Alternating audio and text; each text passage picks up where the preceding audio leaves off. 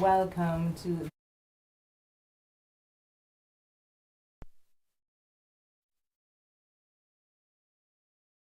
We want to say welcome to all our listeners and viewers, our listeners on Power FM, Star FM, We FM, GBN, Fusion FM, Vibes FM, and in television, GIS on our Facebook channel and also our YouTube channel and our Facebook page. Welcome to this week's program. I am your host, Oslin Crosby. It's always a pleasure to be here with you. This week, we will be getting on into a critical area of discussion. This week we don't have Prime Minister with us, but we do have another minister. We have the Honorable Lennox Andrew. He is the Minister of Agriculture, Blue Economy, Marine Affairs, Lands, Forestry, Economic Development, Planning and Cooperatives. Minister Andrew, good evening and welcome. Pleasant good afternoon to you, and I am happy to be here again to join you on this episode. Yes, it is always a pleasure to have you here. Our last discussion, it was fun-filled. We get to know a little bit more about you. And as always, we always start off soft.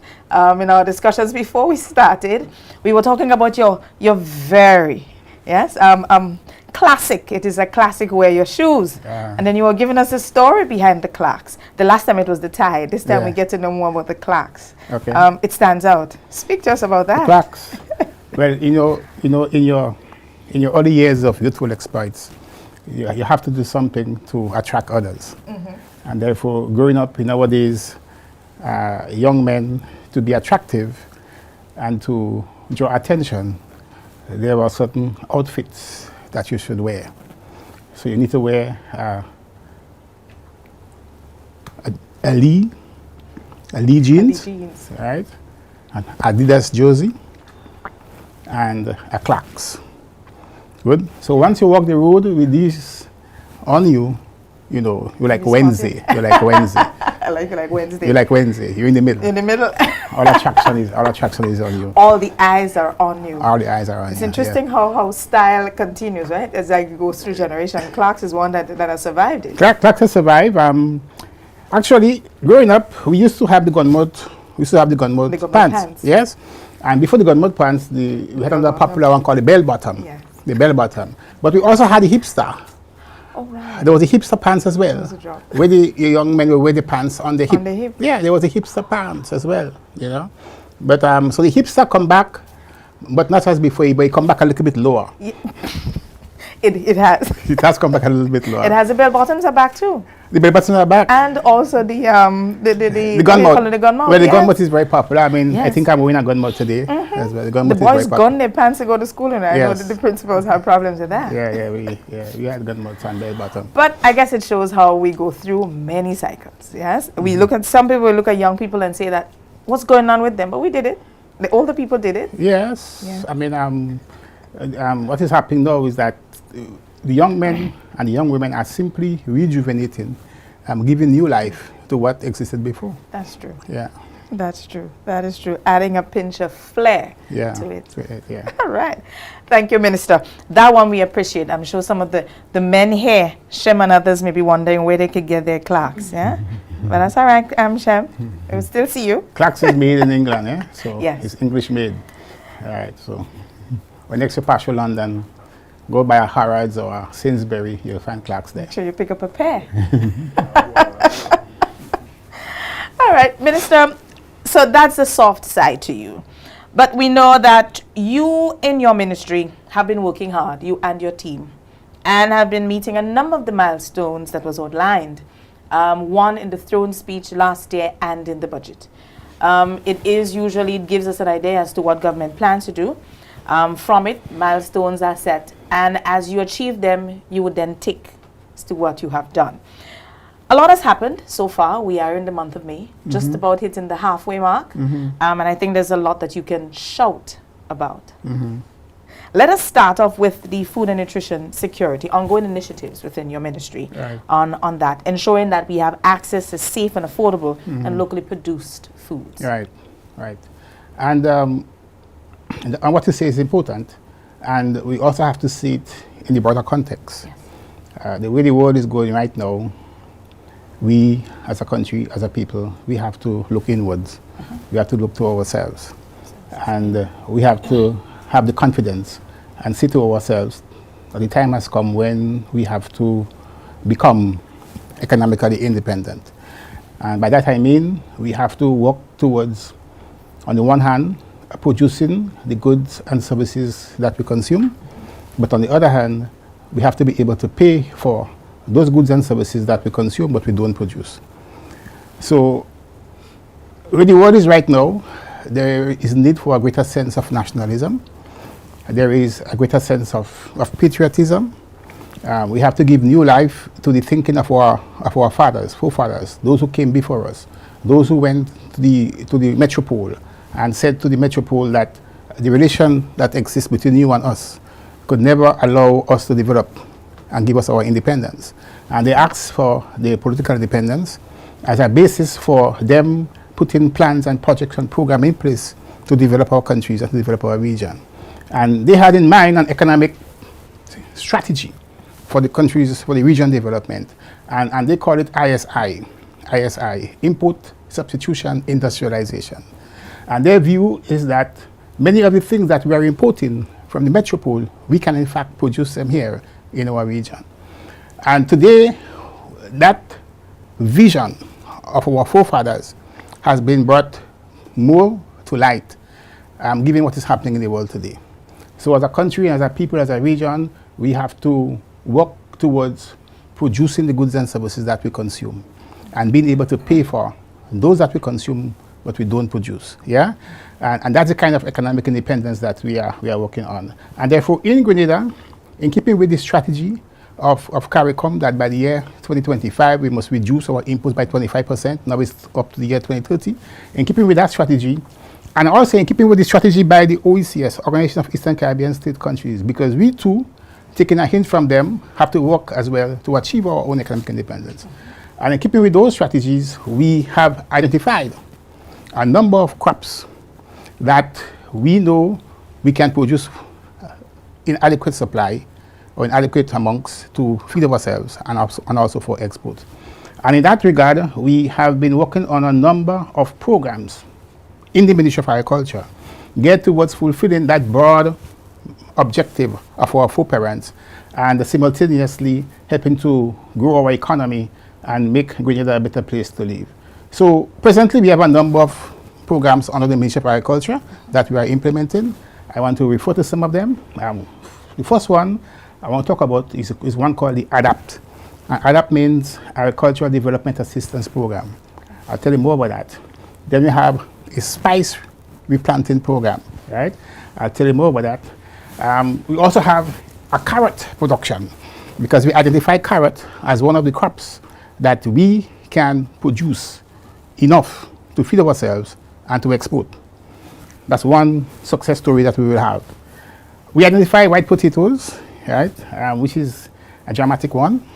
So too are pineapples and coconut, right? So under the ADAPT, what we want to do with ADAPT is that we are going to provide direct assistance to a number of farmers. In fact, the target is around 500 farmers distributed among the 4 districts, agricultural districts in Grenada.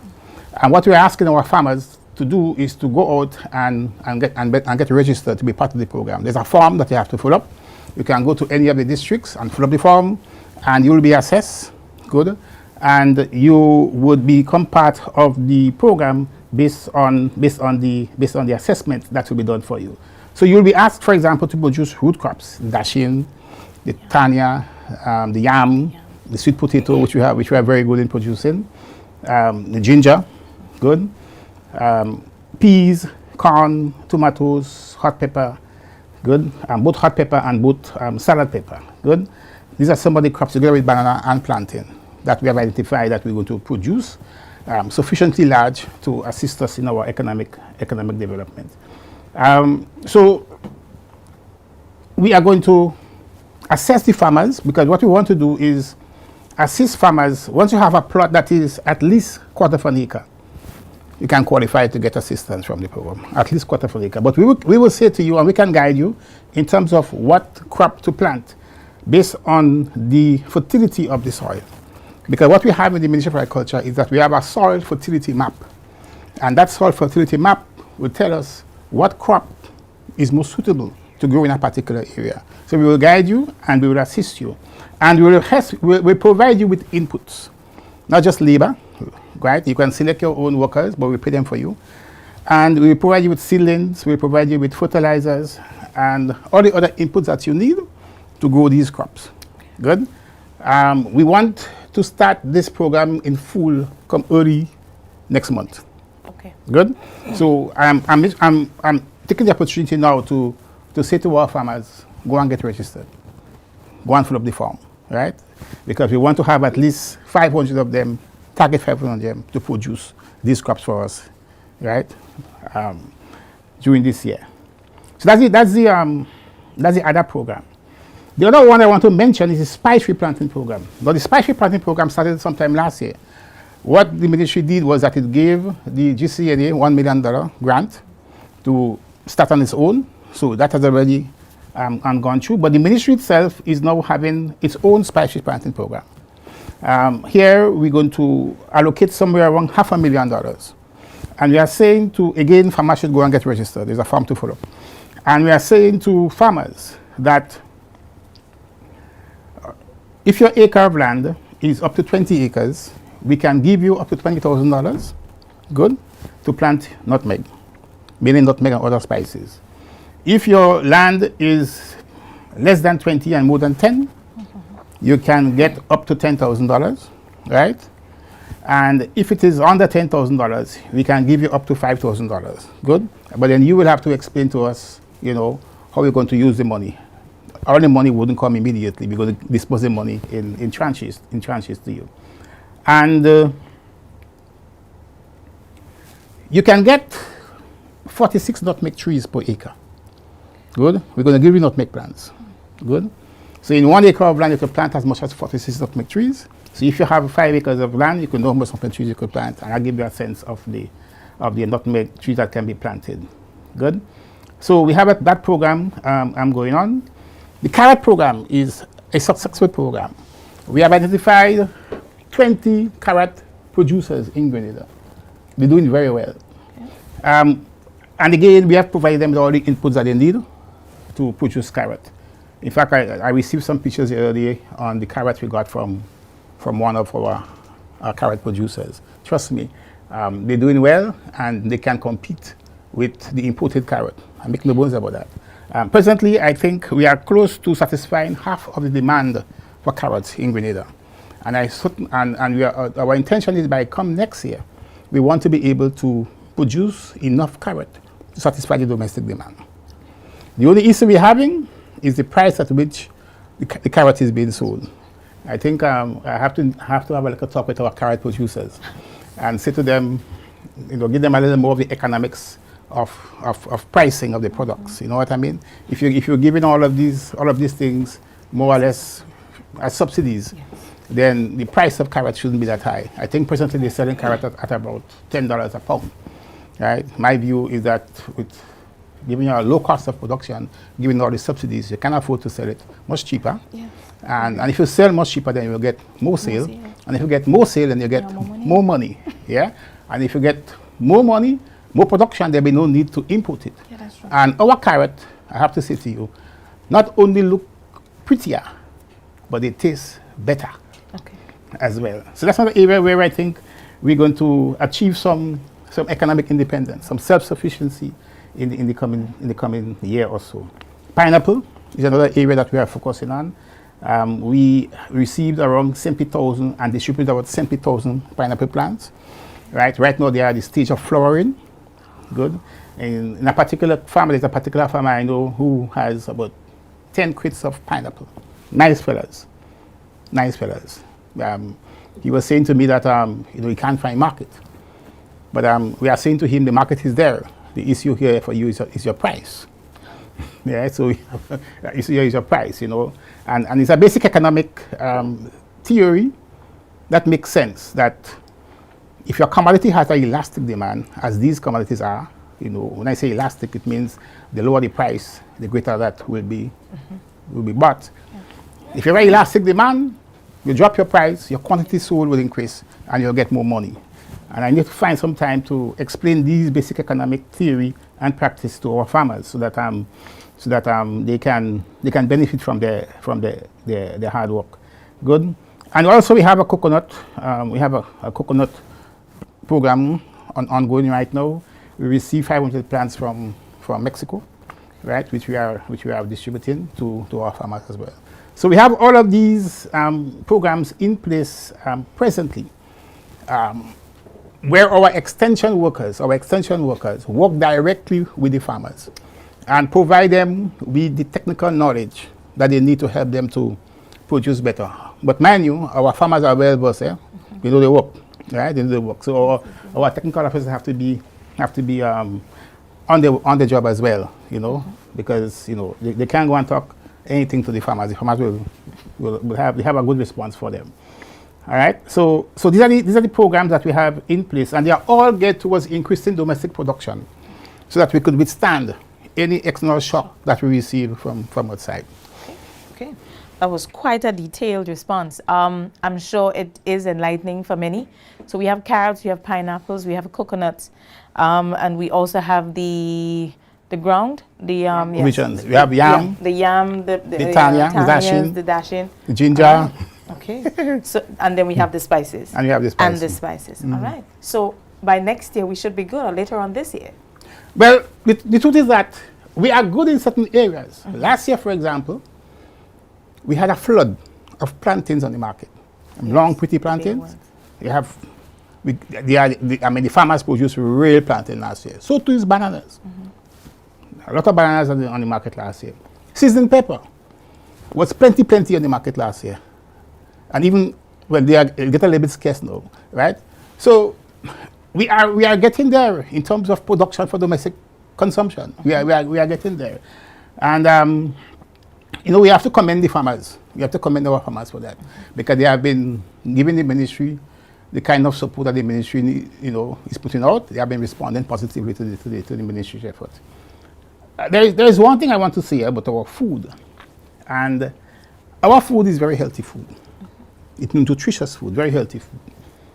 We try to not use as much chemicals and pesticides in our production. All right. We were saying to our farmers the other day that things like we have to cut down the use of Floridan and Gramaxone and Roundup on this kind of thing. There's a substitute for that, which is called baking soda. Baking soda achieves the same objective, not as quick, but it doesn't damage the farmer, and it also does not damage the quality of the soil. At the same time, I need to point out that because we are producing quite a lot at the level of the government estates, we are doing very well as well, because all of these crops I mentioned, they're also taking place on the government estates. The government estates are able to supply the primary schools with most of what they produce. So the primary schools are supplied with the pineapple, they are supplied with the banana, and so on. Good. And I mentioned the word healthy because we want to make sure that our children eat healthy. And here I want to mention the work of the Grenada Food Nutrition Council. They had a training for all of the cooks in primary schools, and to teach them and to explain to them how they should cook the food so as to maintain its nutrition, right? So that our children can in fact eat very healthy.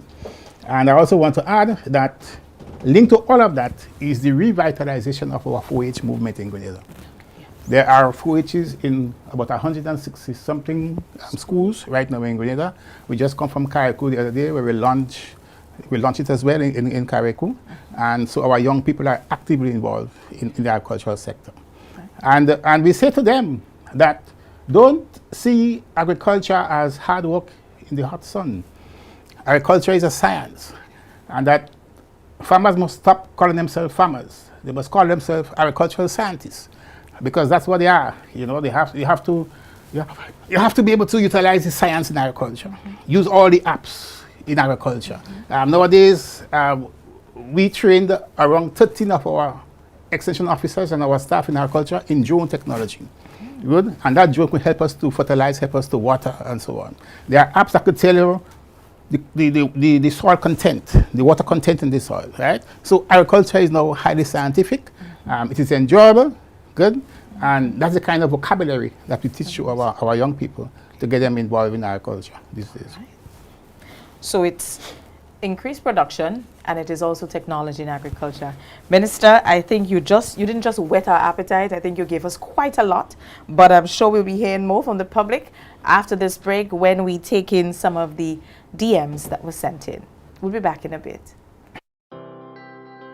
The Ministry of Agriculture White Potato Production Initiative is an OECS sub-regional project aimed at reducing Grenada's reliance on imported white potatoes, which in 2025 had an imported value of over 4.5 million EC dollars. The White Potato Production Initiative is part of the Ministry of Agriculture's food security drive and is being undertaken with the simultaneous cultivation of other crops such as sweet potatoes, pineapples, coconuts, carrots, and other vegetables. Other OECS countries like Dominica and St. Vincent and the Grenadines are already at an advanced stage in white potato production, with Dominica completely cutting the import of white potatoes during the first quarter of 2026. Grenada is now preparing to advance production for better output in 2027. The Ministry of Agriculture, Lands and Forestry, ensuring food and nutrition security for all.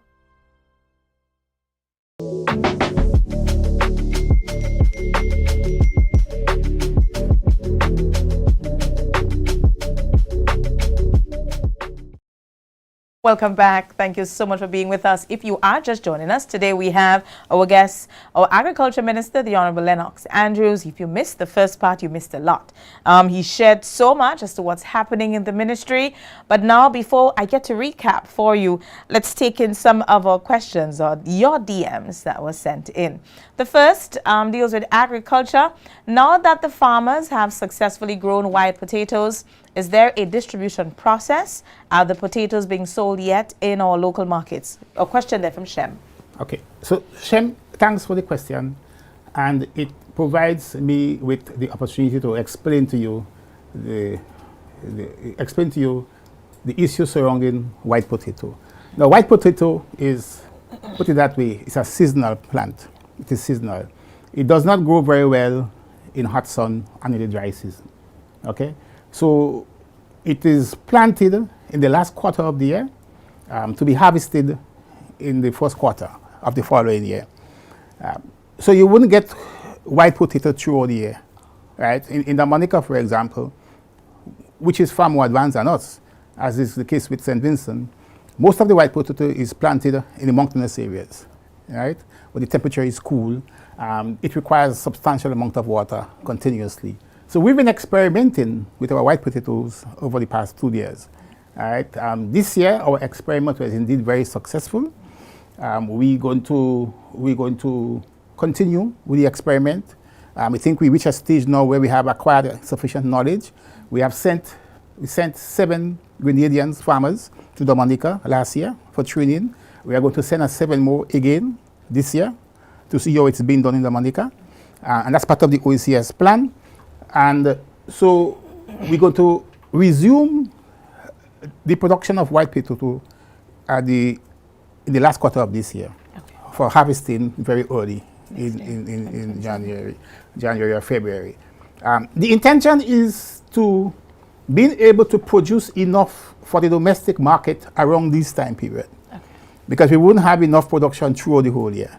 In Dominica, for example, my understanding is that white potato importation is banned, okay, in the first 3 months of the year because they produce adequately to meet domestic demand. right? We want to be able to reach that stage. But the ban is for the first 3 months, and thereafterwards it's open up. Yeah. So that's it. That's the plan. So the plan is to start the production again come November, December for harvesting in the first quarter. And when we hope to get a much bigger output, a much bigger production for consumption, for domestic consumption, and also for distribution, perhaps as well on sale to supermarkets and so on. Because the truth is that local supermarkets owners have in fact called me and asked me who are the farmers, do they have enough for sale, and so on. So the interest is there for it. Okay. So Shem, I hope that answers your question. On to our second question today. Agriculture and Land. Greetings, Minister. Congratulations on your exceptional work. My question is, why does it take so long for the Land Surveying Board to meet? Well, yeah, thanks for the question. Let me see how could I answer this. I mean, why it takes so long? Actually, the board not supposed to take so long. It's a case where the members of the board have to commit themselves to the work and get the work done. They should be meeting at least once a month. Now, the truth is that I have made efforts to meet with the chair of the board so that they can meet and take decisions. But the good news is that the board has been reconstituted, right? We now have a new chair, we have new members, and that new board will take effect come July. So we hope to see an improvement in the work of the board once that new board takes up its role. Okay. Thank you, Minister. On to our next question. Agriculture. Before completing the Youth in Agriculture program, we understand that there was a loan program attached to it, and shortly after completing it has been proposed to us to apply for this, that all the regular trapping of a regular loan applies. If these programs ought to make meaningful changes, there needs to be an avenue where the government can secure some of these loans for these persons to help them to grow their businesses. How can this be changed, and what will be done to address this? A question there from William. Okay, William, thanks for the question. But I just say it's a loan, and there are certain conditions that characterize a loan. There is an interest payment, there is a period of repayment, and so on. So it's not, as we say, free money. It's money that you have to pay back. Yes, there is a program in place. The program is at the Green Development Bank. There you can get, there's a grant component to the loan of $5,000, and there is also the loan component of $10,000. So what you have to do is to go at the Green Development Bank and make a request, fill up the form, make a request for that loan, and I hope that you meet the conditions under which the loans are to be disbursed. You can qualify, and once you qualify, then you can get the resources that you need to grow or to start or to expand your business. All right. Thank you, Minister. Now to take in another of the questions. According to the World Bank's website, Grenada's economy grew by an estimated 4.5% in 2025, driven by robust construction activity. What are the policies, programs, and projects which you plan to implement to increase Grenada's economic growth? A question there from Elizabeth. Yes, Elizabeth, you sound like an economist, Elizabeth. You want to know what we're doing to increase our country's gross domestic product. Very nice question. But let me just start by saying there are many sectors that contribute to growth to our country's GDP. Many sectors. Agriculture is one, construction, tourism, manufacturing, and so on. The good thing about Grenada is that Grenada has a very diversified economy, which means that it does not depend on one major sector for employment, for income, and for output, and for the country to grow, all right? So that's a very good aspect of Grenada economy. In that regard, from an agricultural point of view, all the programs I mentioned earlier that are geared towards increasing domestic production, these are all programs that we have in place geared towards increasing agriculture's contribution to our gross domestic product. So what I mentioned before, with the ADAPT programs, with the coconuts and with the pineapple and so on, all of these are programs geared towards generating employment, generating income, and causing our GDP to grow. Simultaneously, we are focusing on doing a number of roads, farm roads. This is a very big one for us in the Ministry of Agriculture. And we are soon going to give 4 contracts to individuals, to local contractors, to do a number of very important roads for the agricultural sector. One of them I could tell you is the Bellevue Road. And the Bellevue Road, and I say it because it's in my constituency, right? The Bellevue Road is an extremely important road because it runs through the Bellevue Estate, and the Bellevue Estate is one of the most productive estates in Grenada. It produces some of the best nutmeg. I think it has the best nutmeg in Grenada. All right, so these roads, we're going to give contracts out to contractors very soon so that they can construct these roads, which will give farmers easy access to their lands, which will allow them to produce and therefore contribute to our country's gross domestic product. All right, great. Thank you, Minister. And that's where we conclude this segment. When we come back, we go to the streets with Norris for the DMs from the streets.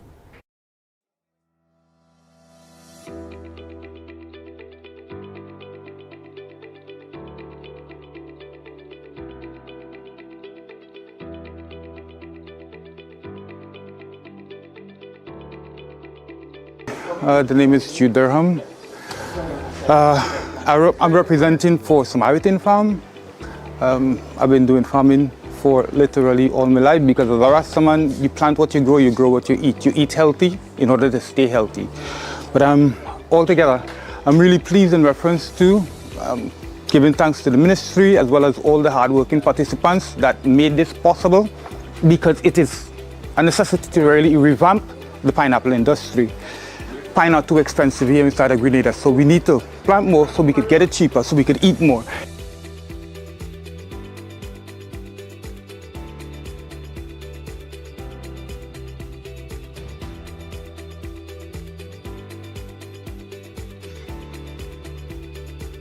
Well, my name is Travis Francis. Hails from Montreal in St. Patrick's. And I've been a farmer for the last, seriously, probably 10 years. And I am happy for these pineapple plants because, you know what I mean, it's a good move by the ministry, you know what I mean, we need things like that. We need to get into this type of farming, you know, we need to get away from, it may sound kind of wrong, but we need to get away from the nutmeg and cocoa and banana thing. We need to be proactive and not reactive, you know what I mean? Because these things could withstand hurricanes, these things could withstand any storm, you know, because they are flat on the ground, you know what I mean? So it's a blessing, you know what I mean? I want to give the Ministry of Agriculture, the persons that are responsible for doing those things, for bringing in this, you know what I mean, thumbs up, you know what I mean? It's a positive step.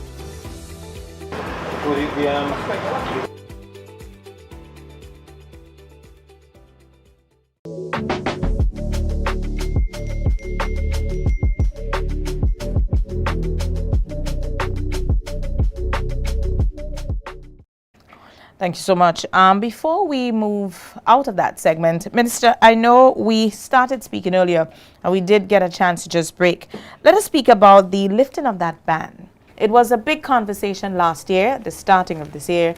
There was all questions about the future of our fisher folks, the fish ban of the U.S., and then it got very quiet. Let's speak about the lifting of the ban, of that listing, and what are its positive implications for fisher folks. Yes, so thanks very much for this question. It makes me a little bit sober because the truth is that when the ban was placed on our fisher folks, it brought pressure. As the Minister for Agriculture, as the Minister for Fisheries, it brought pressure. I met practically with all of the fisher folks throughout Grenada, including Peter Martinic. I had a meeting together with the Minister for Carriacou and Peter Martinic with around 45 long-line fishermen, and they detailed the trauma they are now going through with the ban. So we worked without rest to get the ban lifted. And again, I have to commend the staff in the Ministry of the Blue Economy, because once the portal was open for us to reapply, they had to answer about 200 or more questions. And they spent days, of course with the help of a Grenadian lawyer as well. They spent days answering the questions, good, and they answer the question correctly. because if they were not correctly done, we couldn't get a response. So when the response came, it was a relief, a serious relief. I mean, the happiness began to flow. But as I said to the fisher folks, if you think that things are going to get worse, you're going to act as if they are getting worse, and they will get worse. But if you think that things are going to get better, you're going to act as if they are getting better, and they will get better. And in that case, we knew that we are going to get the ban lifted. Good? Given all of our contacts, given all of the negotiations that we had with important people, good, we got the ban. Now, with the ban lifted, there are some positives that come out of that. The first thing that we observe is that the fishing stock would have been replenished. It would have been replenished, right? We have about 180 active longliners in Grenada right now. There are about 200 something of them, but about 180 or so are very active. And so what has happened with the lifting of the ban was that they immediately went back out to sea. And for the period from the ban was lifted to now, yeah, they would have exported over 280,000 pounds of yellowfin tuna. Okay, that's the one the market likes, the yellowfin tuna. Good? Which means in effect that they would have earned, the income from that would be somewhere around $2.2 million, right? So the fisher folks are now very happy, put it that way. Apart from that, we are also seeking alternative markets. So we are working on the Canada market. We got permission to export to China. We are working on a Trinidad market. We have a 10,000 pounds shipment that we will soon go to Trinidad. Good. We also even working on the Japanese market as well, right? But apart from that, in addition to that, we are saying to ourselves that, we do not want something of that kind of shock to hit us in the future so hard. So presently, we are working on constructing a fish processing plant. A fish processing plant where we can process the raw fish. We can make our fish burgers, for example. We can make our own sardines, right? So we are working on that right now. We have a team in place to put the project concept together. So the project proposal is being prepared, and we want to get external funding. So we're going to write to the Caribbean Development Fund and other agencies where we can get funding for the establishment of that fish processing plant. We already have the land where it's going to be. So that's something we want to come on stream in the next year or two as well. All right, great. So we spoke about the crops. We now spoke about the fish. Let us speak about the one that I've been hearing a lot about on the radios. Almost every morning they're asking about it, cannabis. I heard a caller this morning say, burn down all the cane fields and let's grow the herbs. Cannabis. Give us a status update as to what's happening with that, and of course the opportunities it provide and how government plans to position itself for its responsible growth. Right. Right. So if you examine this government in its effort to build Grenada, we are not just depending on our traditional sectors like agriculture, tourism, manufacturing. We are introducing new areas of economic activity. So first we started with the creative economy. Then we have the blue economy. Good. And then the marijuana. I don't know if you call it cannabis, so let's say marijuana. That's what we know. Then the marijuana industry is the other one that we're going to develop, right, as a new area of economic activity in this country to provide more jobs, more income, more employment, more output, right, and to broaden and to widen the economic base of Grenada, right? Now, our approach is twofold for the development of the marijuana industry. The first phase is what we call the decriminalization of marijuana. And that requires that we make amendments to the Drug Abuse and Drugs Control Act, right? And that we have done. I think it was passed in March of this year. And with that, we have certain rules governing the decriminalization of marijuana in Grenada. For example, if a child is 14 years and found with marijuana, we're not going to arrest the child. We're going to take the child to an institution and teach the child the dangers of smoking marijuana at this age. Good. If you are 21 years, you are allowed up to, I think it's 7 grams privately. You can't smoke in public. Good.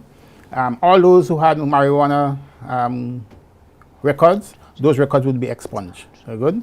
So we are working on putting that in place. The second phase now is what we refer to as the creation of the marijuana industry itself. So we refer to it as the legalization phase, right? And it all gets towards creating an industry, a marijuana industry in Grenada. This one we've started. The commission has already identified a consultant to do the policy framework, right? That will help us determine what kind of industry, what kind of marijuana industry we're going to have in Grenada. Good. And here again, there are new opportunities for employment, for jobs. Good.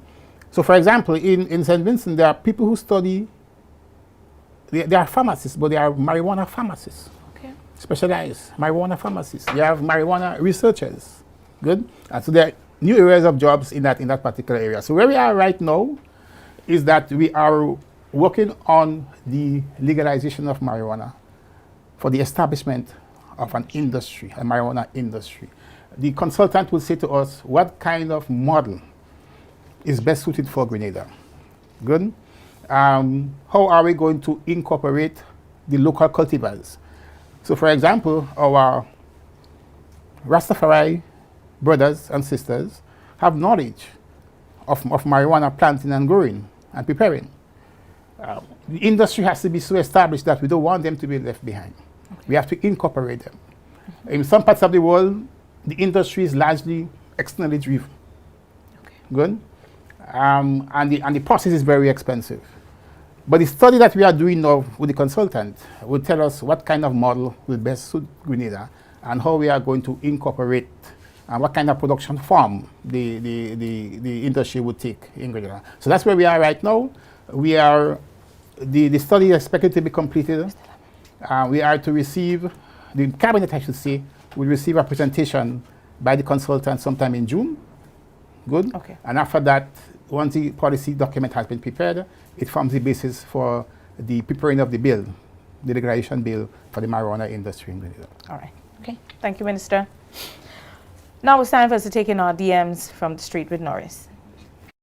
Are you excited? I am excited. Welcome back to another amazing edition of DMs with PM. Today we are in the beautiful parish of St. Andrews, and today we will be talking about the National Sustainable Plan, food security, and we have the Minister of Agriculture to answer all your questions. Come with me as we get the DMs from the streets, from the people that matter. My name is Norris Francois. What's your name? It's Randy Lewis. Randy Lewis. Well, welcome to DMs on the Streets.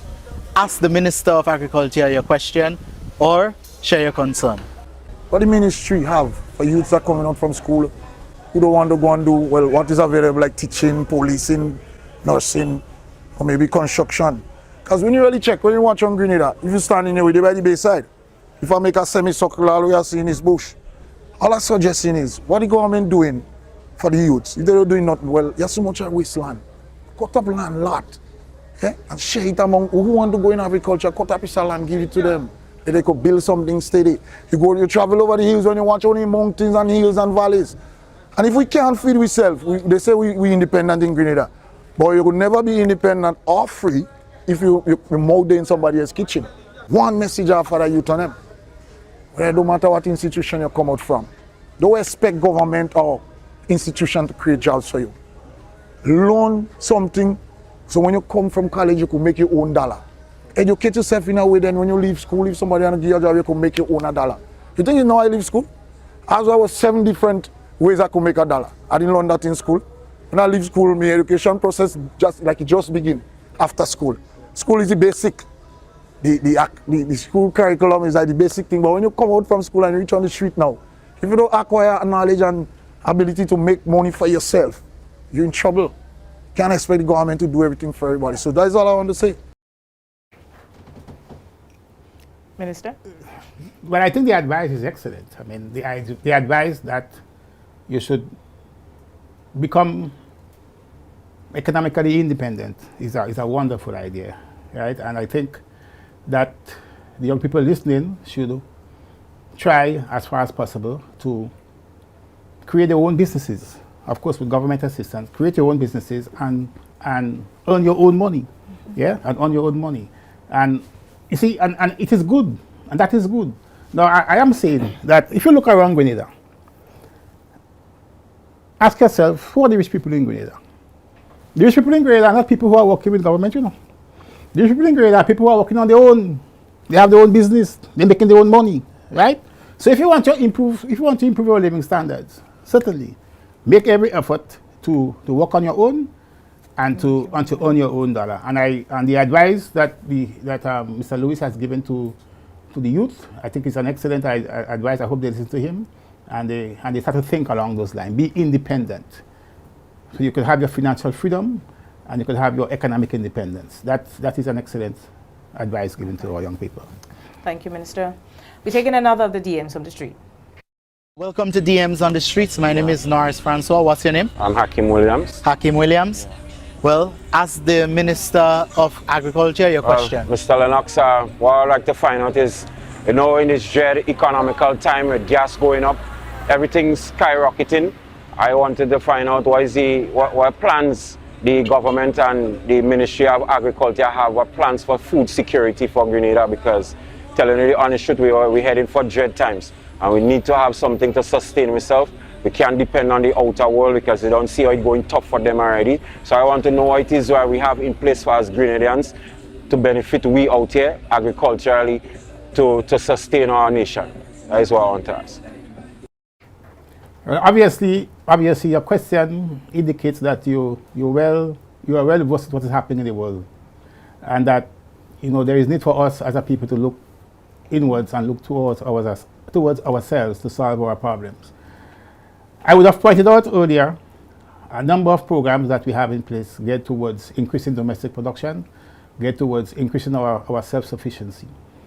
But you also mentioned, I think you mentioned something about, well, let me just say to you, we are about to acquire about 102 acres of land that we're going to use to make available to young people who wants to get involved in agriculture. We're going to prepare the land for them and enter into a lease arrangement with them, provide them with some of the inputs, and ask them to grow a particular crop which we think has a great demand on the market, right? So we are working on getting that in place very soon.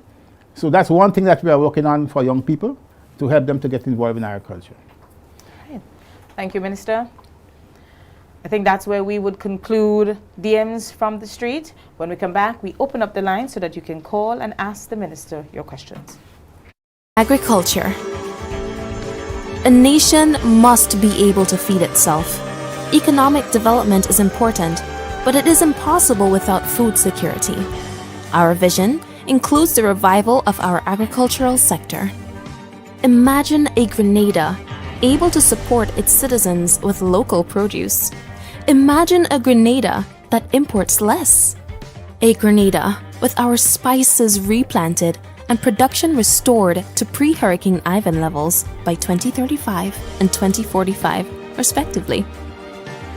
Imagine a Grenada where we end the exportation of raw nutmegs and cocoa, and we convert all nutmegs, maces, pericarps, and cocoa into processed and manufactured food, spices, condiments, and chocolates. Imagine a Grenada that meets the demand for fresh, locally produced chicken and end our dependence on imported chicken by 2040. A Grenada where our sons and daughters embrace careers as fisherfolks and agro-processors as their first choice occupations. In this vision, our citizens leverage these sectors to establish flourishing small and medium-sized businesses, while our tourism and healthcare industries create a substantial demand for their products.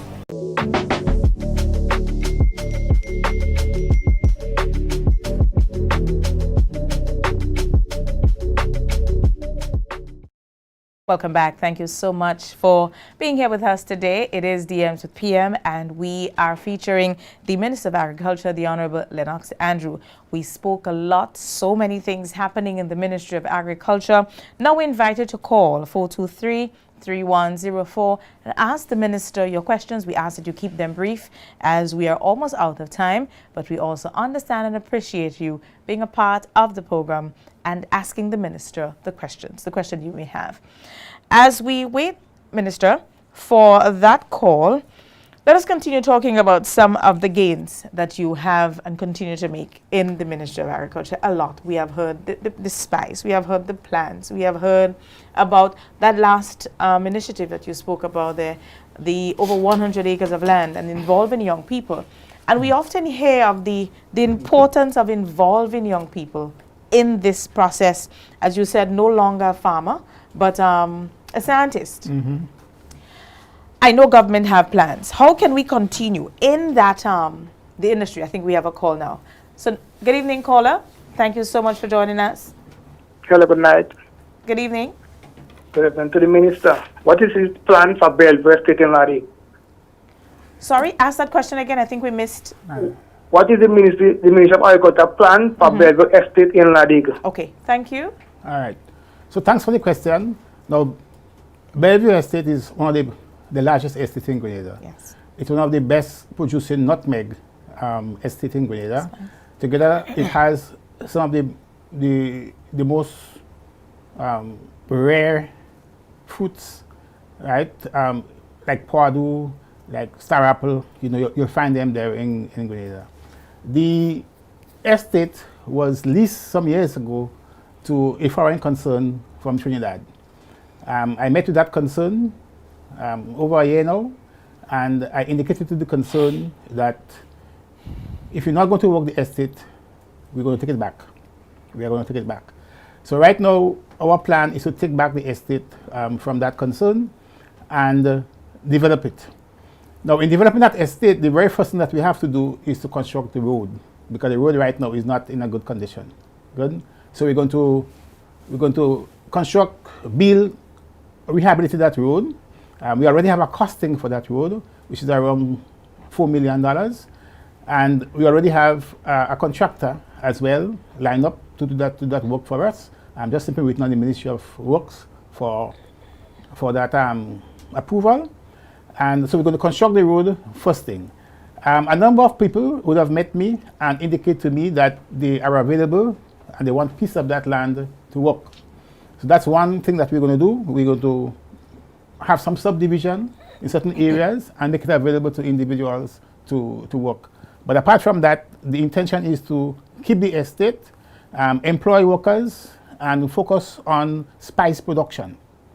Because the best nutmeg and mace you find in Grenada is from on that estate. So that's our plan in the short term. As soon as we get back the estate from that foreign concern, we're going to move towards subdivision and focusing on spice production, starting to work back the estate.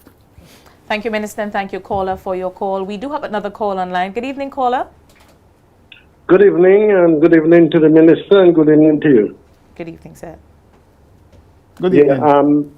My concern, Minister, I don't know if it's really on your field, is transportation.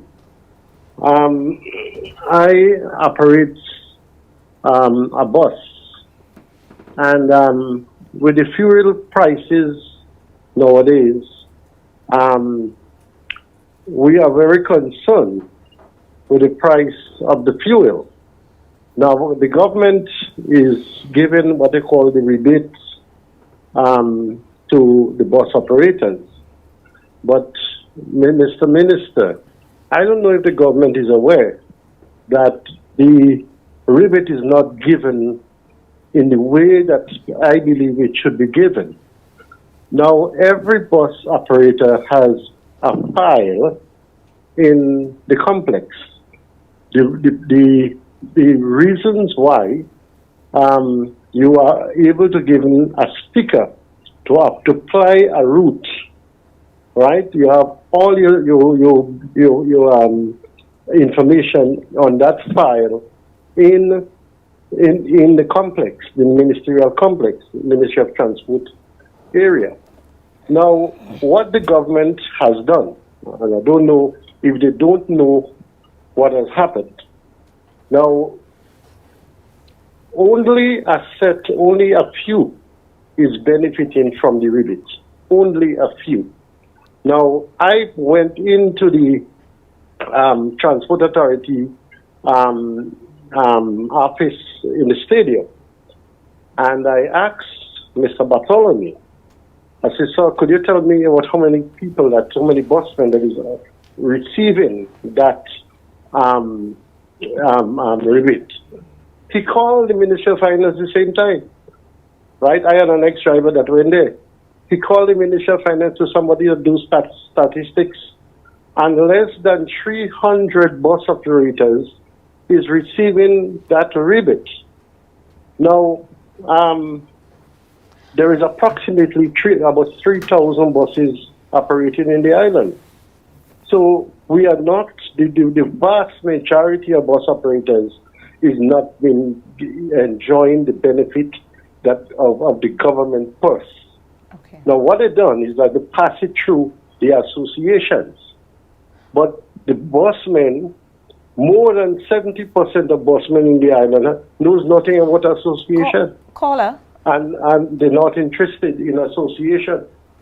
Caller, can you tell us exactly what's the question? You have shared the concern with us that you would like the minister to answer. The concern is that I would love to see that all bus operators receive the rebate. The rebate. Okay. I would love to. Yes. Thank you so much, caller.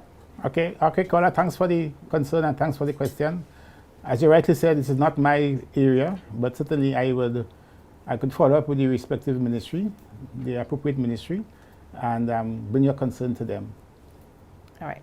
Thank you, caller, and thank you, Minister, for your response and the follow-up after that. I do believe we have another call online. Good evening, caller.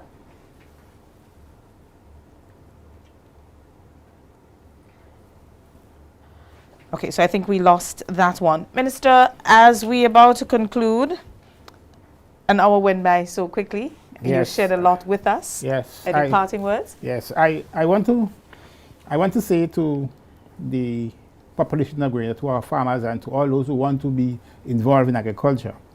It is true that you could always approach me and ask me questions, and I could see how best I could help you. But what I realize is that many people don't know where to go to get assistance in agriculture. So the way in which the ministry works is that the ministry has divided the country into 4 districts. You have the Southern District, the Northern District, the Western District, and the Eastern District. So if you're from St. George's or St. David's, right, you can go to that district and make your request for assistance there. The Southern District, the number is 440-4862. 440-4862, the Southern District. The Northern District, that has to do with Sautez and part of St. Mark's, the number there is 442-9316. 442-9316. The Western District, and we all know what's the western side of the country, the number there is 444-9049. 444-9049. And the Eastern District, which is basically St. Andrew, the Eastern District, the number there is 442-7249. 442-7249. All of these districts are equipped with staff. We have staff working there who can provide you with a list of all the programs, of all the assistance that the ministry provides to farmers. You can go there. One important point is that if you're not registered, be registered as a farmer, because we are working with registered farmers. So be registered as a farmer and make your request for whatever assistance that you may need, because the ministry is providing substantial amount of assistance to farmers and to farmers-to-be as well. Thank you. Thank you so much, Minister Andrew. It's always a pleasure to have you. To all our viewers, it is equally important that we have you, because without you, we don't have a show.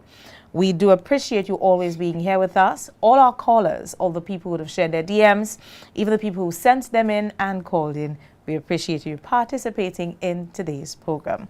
So, as we conclude today, we heard a lot from agriculture, But let us understand from all that was shared today from the ministry, we all have an opportunity to play our part. If we choose to do it on a small scale, we do it at our homes, or we choose to participate in the larger production. It is important that we play our part in being self-sustained in agriculture, as it is making a difference. Carrot, pineapples, our ground provisions, our spices. We heard about our fish, and we know that the blue economy also forms part of this.